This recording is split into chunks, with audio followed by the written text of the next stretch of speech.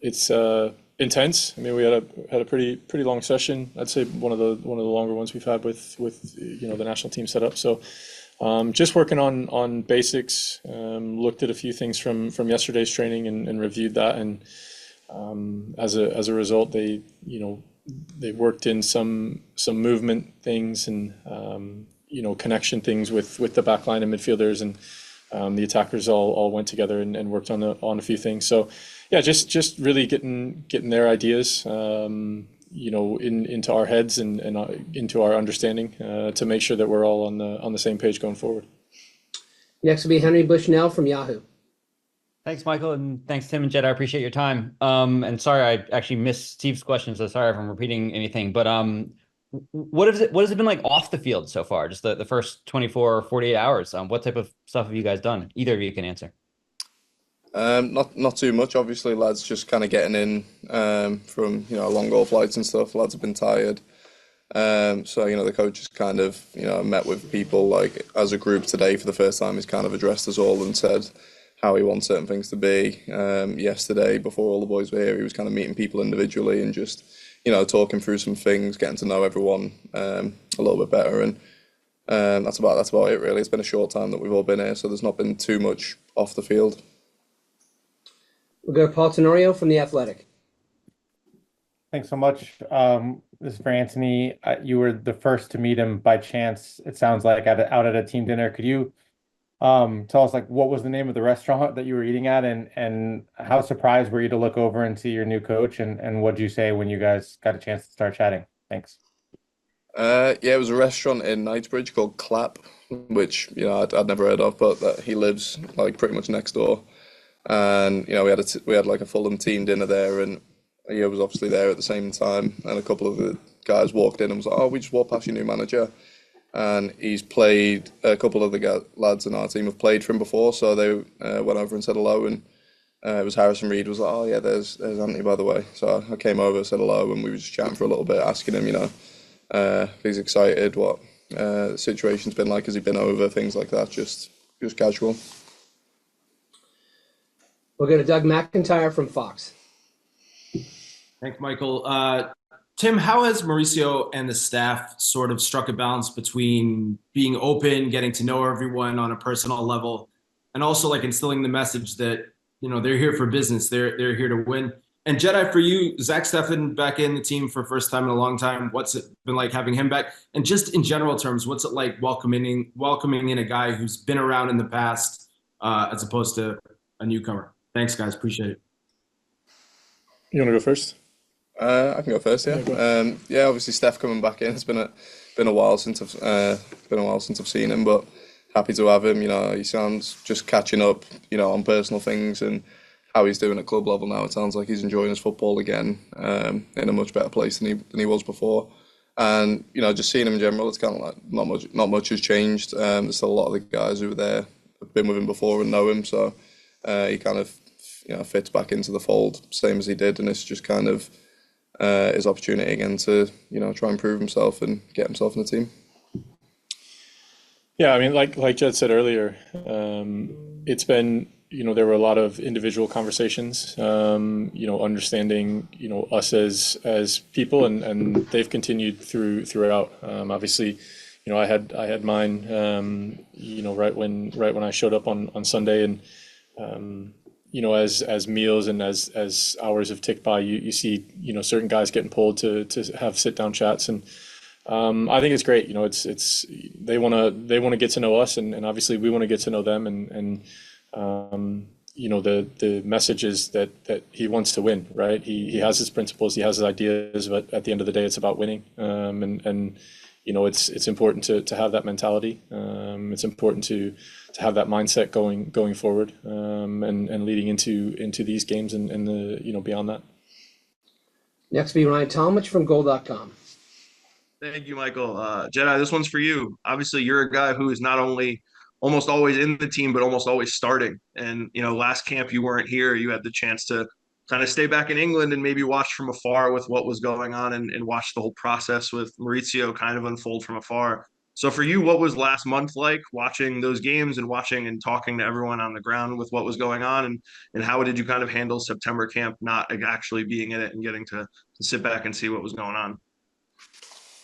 Yeah, it's difficult. Obviously, the summer I had was kind of hectic with surgeries and whatnot. So speaking with Mikey, who was in charge at the time, we both kind of felt mutually that it'd be in my best interest to kind of sit that camp out and have a rest, which doesn't there's not often that I'm going to do that. So taking advantage of it when it felt right was I felt like the best thing to do. It's difficult watching the boys the first game against Canada getting beat. Tough to watch, not enjoyable when you know that you can't be there to help. And yeah, I've obviously caught up with the boys after it and spoken to them about it. But in terms of going forward, obviously we've transitioned now to Mauricio being head coach, and it feels like it's a big change from that September camp to now. So we're going to see how that unfolds. Next is Ron Blum from the Associated Press. Hi, for both of you, compared to, let's say, when Greg came in, how have the way he gone about the first 2 days been the same, and how different, both with setting up meetings and integrating the team and trying to start implementing tactics?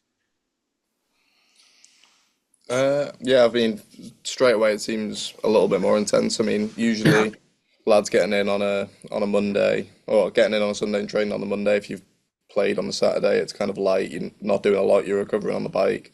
Yesterday we were kind of straight into training, and it was a tough session. So we were kind of right. We're here to work. So it was definitely intense from the front foot, and then he knows that we've got a short period of time to kind of understand the principles he wants us to play with, and tactics and whatnot, which we've not really gotten into yet. It's only day 2, and we've only just got the full team here today. So yeah, it's obviously small steps, but it definitely feels like camp's going to be a period where we'll have time to enjoy it, but we're going to work hard and really build towards success.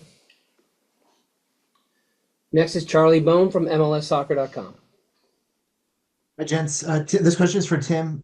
Tim, in a recent interview with CNN, Mauricio said that there may be players in MLS who are playing regularly, may have an advantage in the player pool and in selection over European-based guys who maybe aren't getting minutes. And as someone who's been on both sides of the Atlantic, I wanted to put this in front of you. It seems like one of the toughest things a coach has to do is kind of evaluate these different players in different leagues. And I wonder how you see this topic and maybe what effect it'll have on the competition for minutes. Yeah, I think it's always an interesting, I guess, debate, so to speak. But I think when a coach or a manager comes in, they have to understand players as people as well. They have to manage the travel, the minutes played, the teams that guys are playing against, and try to marry all of those things into one solid group, and put personalities and people together. And so that's if that's a mixture, if it's if it's more European guys than MLS guys, if it's sprinkling MLS guys in, I think it's one of those that it's kind of going to be up to the manager to obviously figure out how to get the best out of all of us, and how do each player's strengths match with the guys that are on the field at any one time, and that's the part of the job as and part of the pressure as a manager is how do you get those guys to all be on the same page, coming from all different different areas of the world and all different style of teams and leagues, and I don't necessarily know that one group of players has an advantage over the others. You still have to be playing and working hard at club, and then come in here and work just as hard, if not harder, to do it right in front of his eyes, to be a part of his plan. So I don't see it as an advantage one way or the other. It's all about putting your head down and doing what he's asking, and being able to adapt. And if you can do that, then obviously you're going to have the advantage over guys who can't adapt. Next is Leander Sherlockins. Hey, Tim. You've been through this a few times now. As a veteran on the team, how much of a responsibility do you feel when there is a coaching change to make sure that there's a kind of continuity in the culture and in the kind of the foundation that's been built in the past? Yeah, obviously I think cultures are important. I think the continuity of the togetherness is important more than say the overall culture, right? This group and this staff are going to have things that they want to do differently. And again, we have to adjust and adapt to that culture and what they deem as important.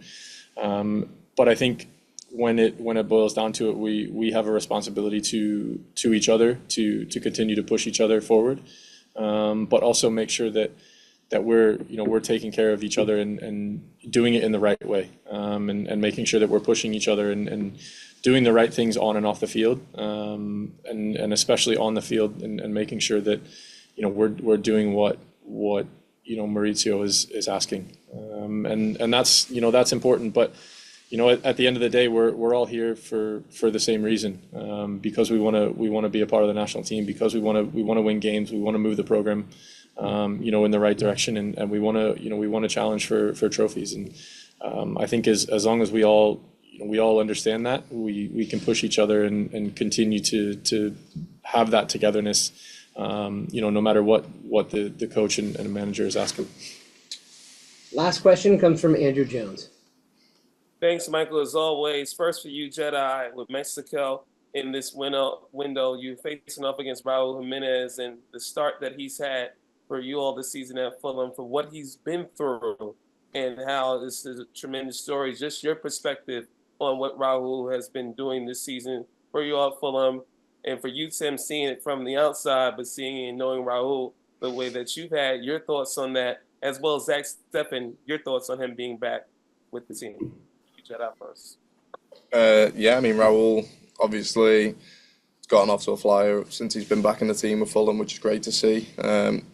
He's kind of had two sort of spells with us where when he first came, he just couldn't find that goal for like the first 7-8 games or whatever, and then when he did finally score, it came in a flurry. He scored quite a few in a row, got that red card. He was back out of the team. Then Rodrigo comes in, does very well.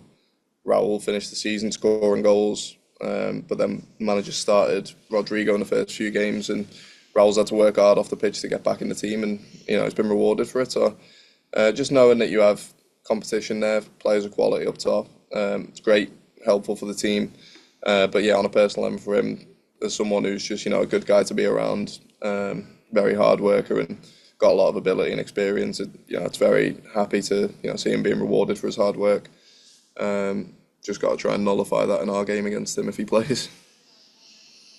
Yeah, I mean, I'd echo that. Obviously, spent last season with him, and he's, people may not like it, but he's one of the most likable guys, in that changing room. So to see it from afar and see him start to put balls in the back of the net again consistently, especially at the club level is nice. It's amazing to see and watch him, do his thing and get back to what he's good at. Like Jed said, he had a bit of a rough time last season, and now to start the way he has is, it's amazing for him because he does work really, really hard, and does work really hard for the team. And then on for Zach, I mean, similar to my situation before the World Cup, being out, not being a part of the program, not being in with the team, and you think, what more do you have to do? And he comes in and it's like he's never been away, right? He just has that personality. Again, just someone who just works hard, puts his head down, personable, can talk to everybody, talk about anything, and to see him, walk back in, and get his chance and have an opportunity to be here with all of us, just like everybody when we come in. It's so good to catch up with guys and see them, see them smiling and see them happy, and he's one of those guys that have been away, but to have him back has been really, really nice.